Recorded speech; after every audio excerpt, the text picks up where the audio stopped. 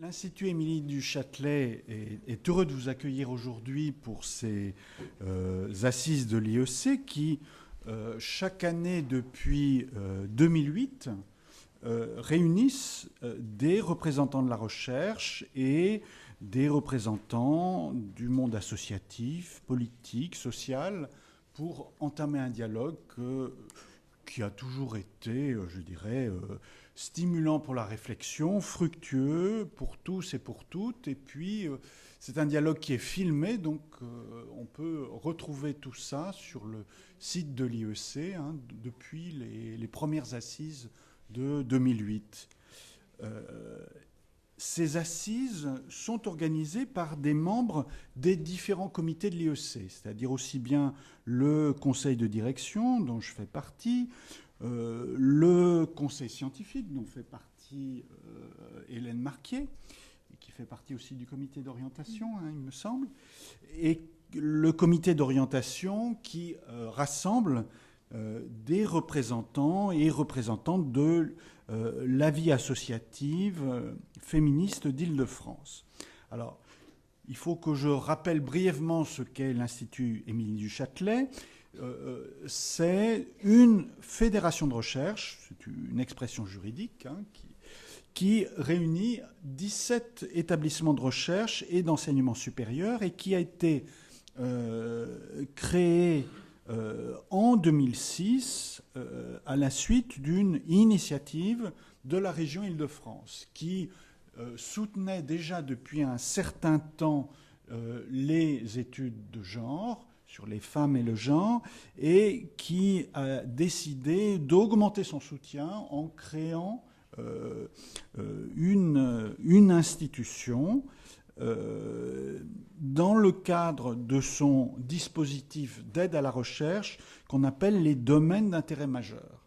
Alors ça veut dire une aide financière importante et une véritable institutionnalisation.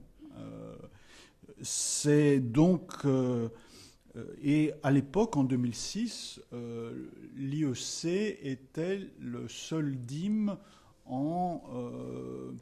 disons, qui concernait principalement les SHS, c'est-à-dire les sciences de l'homme et de la société. Bon, l'IEC ne concerne pas que les SHS, c'est vrai, ça va un petit peu au-delà, mais principalement quand même.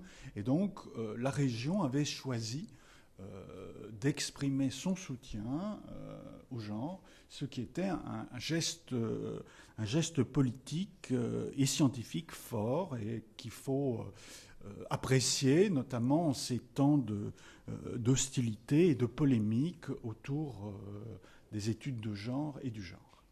Bon, puisque cet effort et cet appui a été renouvelé en 2012, bon, il y a des élections tous les 6 ans, donc on se demande toujours ce qui va advenir du soutien politique à ces moments-là.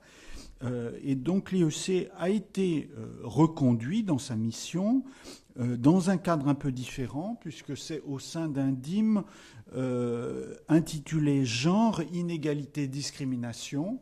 Bon, si on veut des sigles, c'est le GID, bon, qui rassemble 2 fédérations de recherche, donc toujours l'IEC sur le genre, et puis l'autre sur les discriminations, qui s'appelle l'Alliance de recherche sur les discriminations, l'ARDIS. Donc ces 2 fédérations, à la fois conservent leurs actions autonomes, et mènent des actions communes, comme en juin dernier, un colloque qui avait été mené justement sur le thème genre et discrimination.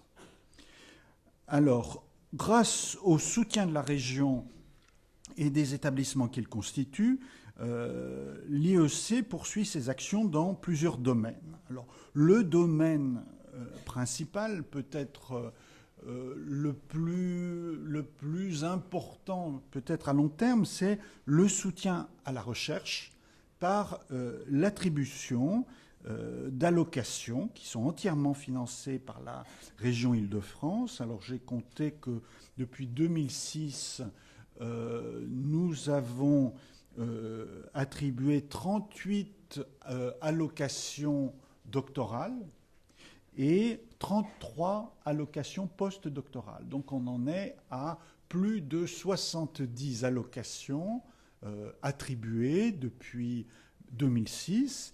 Et parmi les personnes qui ont reçu des allocations, un certain nombre ont soutenu leur thèse et entrent maintenant à l'université ou dans des établissements de recherche. Donc on a vraiment contribué en ce sens à structurer la recherche sur le genre, à lui donner un second souffle. Nous aidons aussi par des aides aux manifestations scientifiques. Donc ce sont des appels d'offres que nous allons publier sur notre site le 2 décembre. Si vous avez une manifestation scientifique liée au genre, eh bien, allez voir sur le site pour en faire la demande. Parmi nos activités, il faut mentionner aussi un séminaire sexe et genre, dont la prochaine séance est, je ne sais pas quand, la prochaine séance, bon, est le 22 novembre et est sur quel thème? Il y a des... Bon, voilà. Bon, eh bien, il faut aller voir sur le site. Alors, autre chose, il va y avoir un débat en partenariat avec le comité du film ethnographique le 14 novembre 2013 autour d'un film indien, Gulabi Gang, qui est un film sur de véritables révoltes féministes, on peut dire, en Inde, des groupes féministes d'autodéfense qui protègent des femmes victimes de violences ou qui les... donc c'est un film documentaire extrêmement intéressant. Et puis il y a les conférences mensuelles.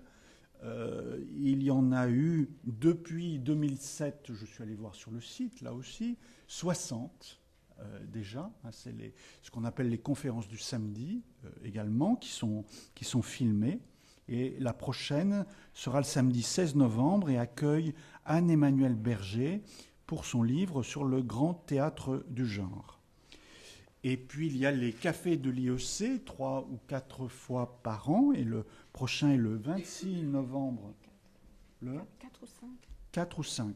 Bon, 4 ou 5 par an.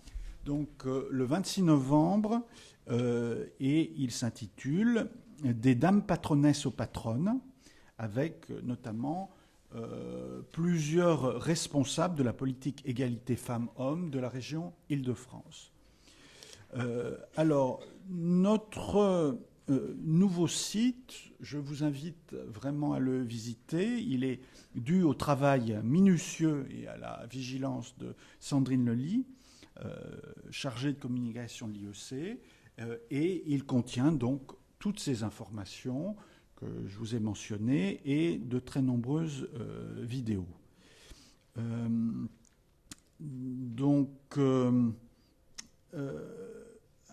Sylvie Blumenkrantz, qui est secrétaire générale du GID, donc cet organisme qui coiffe l'IEC et l'ARDIS, l'Alliance sur les discriminations, est notre grande ordonnatrice administrative et événementielle. Et sans l'activité donc, de Sandrine Lely et de Sylvie Blumenkrantz, nous ne pourrions pas être réunis aujourd'hui.